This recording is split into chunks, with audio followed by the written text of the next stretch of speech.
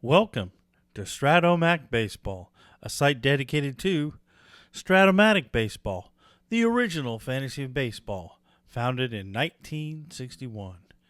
Today, in video number 3, I'm going to be talking about reading the cards. This video is for those folks who are new or unfamiliar with the game. I'll be talking about the two sides of the cards and the 3 levels. I'll be talking about the player abilities, and I'll be talking about the symbols found on the cards. This is the basic side. You have your position players or batters. You have your pitchers, which is played using the basic fielding chart or basic strategy charts, along with the 4 dice. Please notice that these cards are from my personalized team, which you too can have created through Strat-O-Matic's website. If you're a baseball or softball player, you can have your own strat card made with your own real stats. However, I created my own Strat-O-Matic team just for the fun of it and this YouTube channel. For today's instructional purposes, I will use my personalized cards, but everything I share from these cards is also true of actual, real MLB players from Strat-O-Matic Baseball. So this is the basic side. It's great for just learning the game of Strat-O-Matic Baseball, or if you have limited casual interest in baseball. However, for the baseball enthusiast, you may want to play on the advanced side or the super advanced side. In fact, there really isn't a specific advanced level, so to speak. The line between advanced and super advanced can get blurred, and that's okay. You can pick and choose which level of particular strategy you want to play. Play with some, disregard some. This advanced side of the card provides lots of flexibility. The more advanced you play, the more realism you can experience. The game becomes more of each player's specific ability. Check out these charts. You got the basics and super advanced of both strategy, airs, ballpark effects, weather effects. Matter of fact, in the basic level, you have 3 outcomes for a ground ball. In the super advanced, you have 9 different outcomes. In stealing bases, just a general hold. In the super advanced, the catcher, the pitcher hold, while the base runner has to get a good lead. It's all part of the play. You can decide which ballpark you play in, even what kind of weather. You can even rob a home run or even have a chance of a hidden ball trick. You get to choose depending on the level of advancement you want to play. For me, though, the pace of the game matters more than being super realistic. So I play by a combination of advanced and super advanced rules and strategies based on that gameplay pace. I actually find that the super advanced items can be really slow play. You spend a lot of time looking up results. This is where Strat-O-Matic's online game, Baseball Max, really shines. And for me, depending how much offense is going on in the game, if I play a solitaire game or a solo game, it takes me about 45 minutes to finish. Against someone else, a real opponent, usually about an hour. So this is the advanced side. It has everything you need to play as real or super advanced as you want. The primary difference between the basic and advanced sides is the righty and lefty matchups. Everything else can be played about the same except for this matchup. So you have the pitchers that throw right or left, and of course you have batters that bat right, left, or switch hitter. And in the blue box, it indicates the percentage a player has faced against a right or left-handed pitcher / or batter.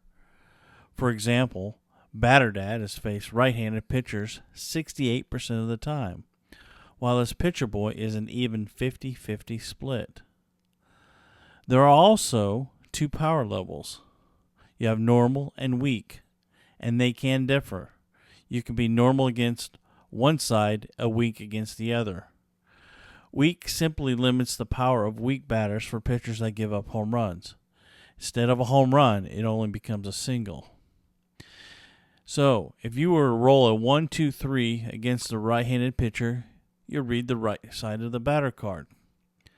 And should you roll a 4, 5, 6, in this case of these cards, you'd read the blue because it's a switch hitter and he'd be batting left. Most of the gameplay comes from rolling these 4 dice. You have the column roll, 1, 2, 3 on the batter's card, 4, 5, 6 on the pitcher's cards. You have the roll results, 2 through 12. And if need be, you have the splits roll. These rolls are at the very heart of the game. The better the player, the greater the chance of success.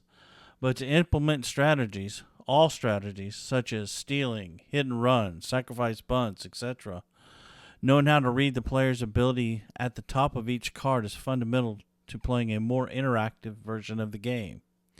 You become the team's manager. You become an active participant. So now let's look at reading the player's ability on the top of the cards and what they mean. On the bottom of the basic side is the player's stats for that particular season. On top, you have the pitcher's information. You have the starter or reliever, and then you have its defensive range, 1 being excellent, 5 being poor. And the same for on the batter's card, you have his position, and the stealing grade, AAA is excellent, E is very poor, and then you have his running range.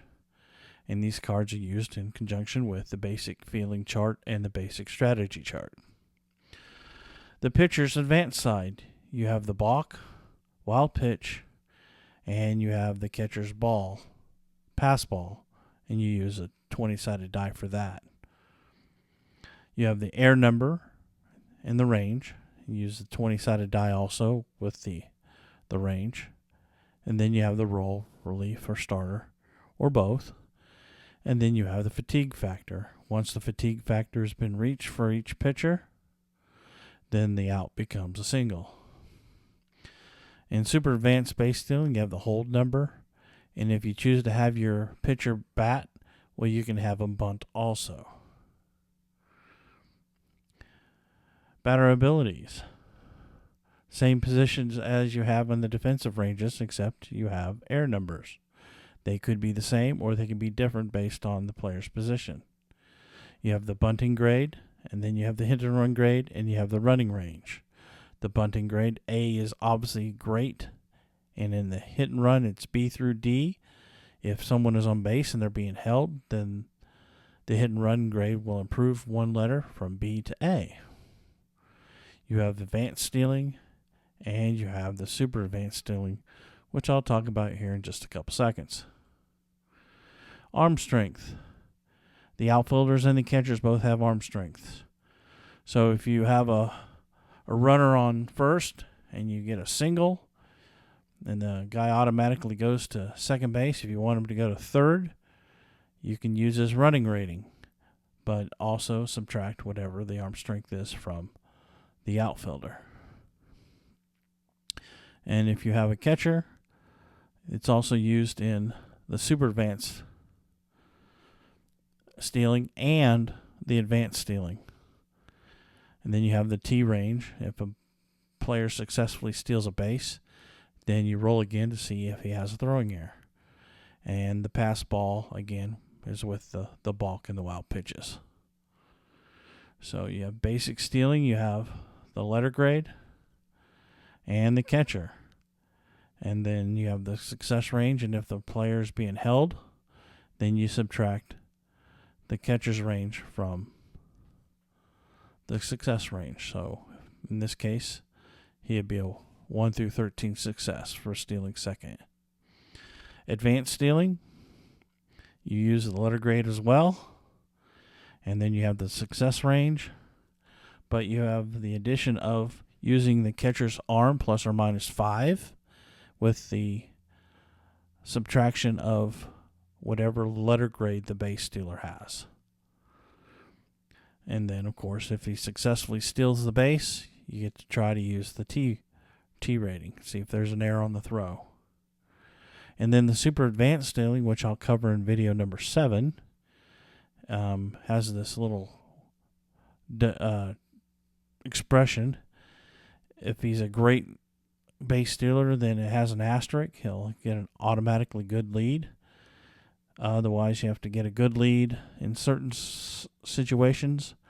And then if you get a bad lead or a number and a bad lead, which there's no number on this one, it becomes an automatic out. And then the success range is 18 through 13, depending on what base you're stealing and all that stuff. And of course, you add or subtract plus or minus 5 the hold from the pitcher and the catcher. So let's review real fast. The pitchers, you have the right or left handed. You have the balk, wild pitches, air number, hold runner. You have the roll, starter or reliever, or both. You have the fatigue, and then you have bunting. For the batters, you have stealing, bunting, hit and run, and running. And you have the batter's side and arm strength for outfielders and catchers, as well as the air number. There are 3 levels of strategy. The basic level is mostly the same for everyone. And then you have the advanced level, which becomes more player specific. And then you have the super advanced, which is even more player specific. And on the back of the rule booklet, you have this page that says what the offense can do and what the defense can do about it.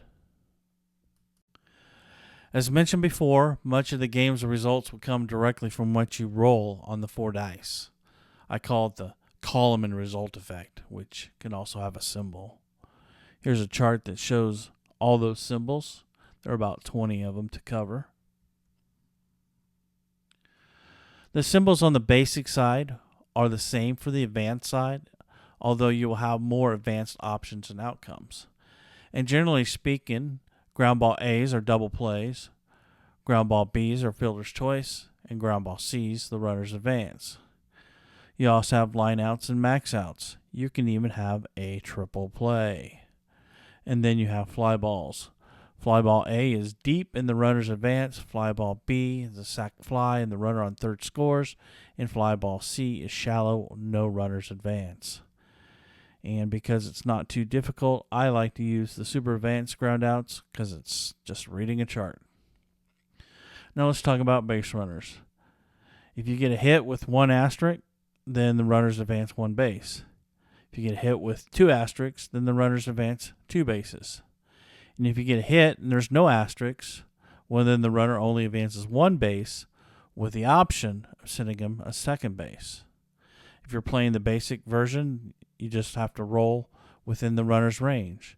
If you're playing an advanced version, well, you roll in the runner's range and add or subtract from the outfielder's arm strength. And then we have the plus and the plus plus symbols. The plus symbol is on the advanced side and the plus plus is on the basic side, but they both mean the same thing. What that means that when the runners are being held or the infield is in, if that is rolled, then it becomes a single with 2 stars. The X factor. Errors. Basically, to look up errors, you just roll a 20-sided die, read down the range column, and find the outcome. And it's also only found on the pitcher's card. Now, on the advanced side, it's exactly the same thing, except if you don't have a row of the range, then the E number at the bottom of the chart is consulted. And as for the super advanced, well, I'll cover that in video 6. So let's talk about the power letter again, the N, which you see on Brett Saberhagen's pitching card. You'll see if the batter has an N, then it becomes a home run if he rolls in it. If he doesn't have an N and he rolls within the range, then it becomes a W, and it just becomes a single with 2 stars. You'll also have ballpark effects singles and home runs. The singles are the upside down triangle. The home runs are the diamond. In some ballparks, a home run will happen. In other ballparks, the same roll will turn into an out. Fly ball B with a question mark. Remember, fly ball B is a sacrifice fly for the runner on third, but unless it has a question mark, which means that the runner doesn't automatically score, you have to take in consideration the runner's running range and the outfielder's arm strength. This underline, you can simply ignore it. It's from days long gone by. And the clutch, when there's a runner on second or third scoring position with 2 outs, and you roll this, if it's an out, it becomes a hit. If it's a hit, it becomes an out. And this symbol has a super advanced feature whose purpose has been lost for many, many decades. So these are the symbols that are on the cards. And just as in the back of the rule book, you can see what they are at a glance, and along with the strategy and restrictions mentioned earlier. In my next video, number 4, I'm going to talk about my setup and gameplay. This has been Strat-O-Matic Baseball, shining light on the original fantasy baseball, Strat-O-Matic. Thank you for watching. Hit that thumb, subscribe, ring that bell. And visit Strat-O-Matic.com for more game information. Play ball.